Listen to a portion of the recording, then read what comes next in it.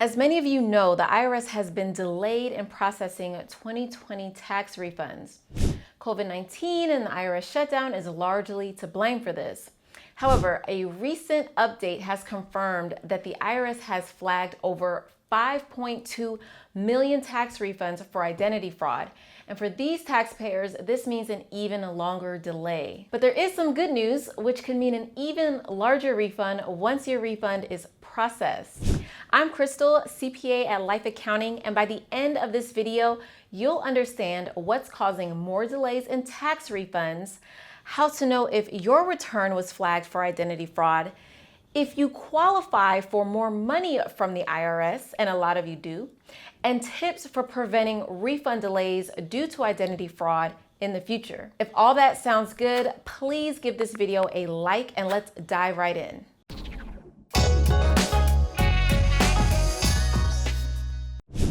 Okay, let's start with why the IRS has flagged over 5.2 million tax refunds.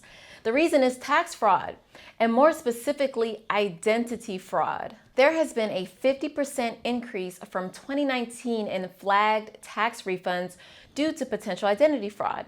You see, each and every year, any tax return that claims a refund is automatically run through a specific IRS system that is designed to detect fraudulent wage or identity theft-based claims.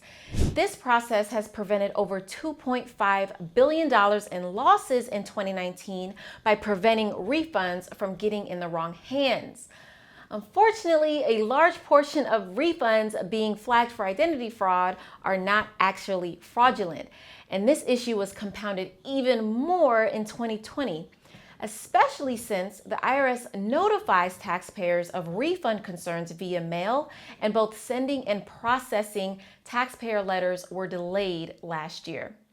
Which brings me to my next point. How do you know if your refund was flagged for identity fraud? The IRS will mail you a letter if your refund is flagged. It will either be a 5071C or 6331C notice. The IRS sends these types of letters as an attempt to clear up the flags on your refund. Basically, they want to make sure that there isn't some criminal out there trying to steal your refund. Keep in mind that the IRS will not issue a refund until you respond to their letter. So if you recently moved and haven't gotten your refund yet, it's possible that they sent you a letter and are waiting on your response.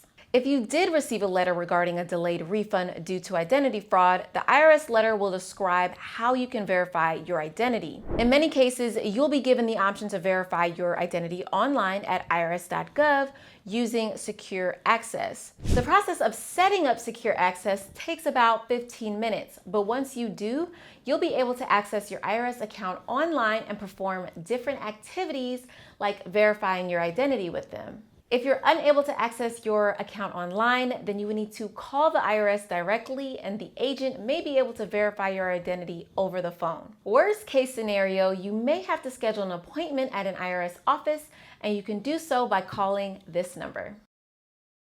Now it's time for some good news.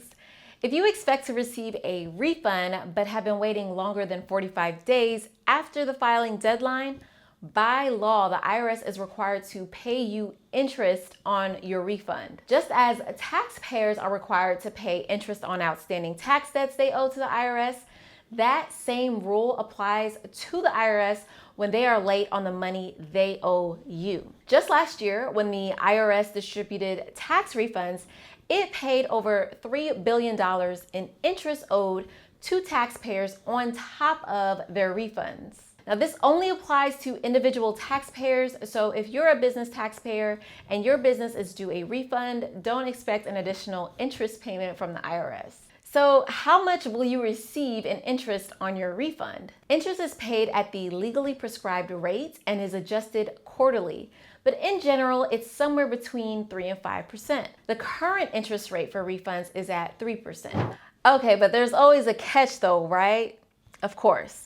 So the interest payment that you receive from the IRS is considered taxable income. This means next year when you file your taxes, you'll have to include this on your return. If you receive more than $10 in interest payments, the IRS will send you a tax form called 1099 INT.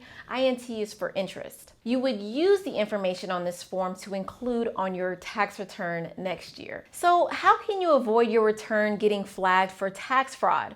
Well, here's some tips. 1, file your tax return early in the tax season so fraudsters don't attempt to do this before you and possibly get your refund. File electronically over a secure internet connection. Never do so using public unsecured networks. 3, be responsive to IRS letters. The IRS may be trying to verify your identity. 4, remember that the IRS will never contact you by email, text, or social media. They will always contact you first by mail.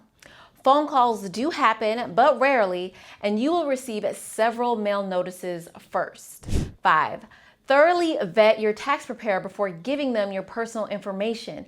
Also be cautious with those who are guaranteeing you a really large refund. 6, consider adjusting your withholdings at your job so less taxes are taken out and you get to keep more of your money on the front end.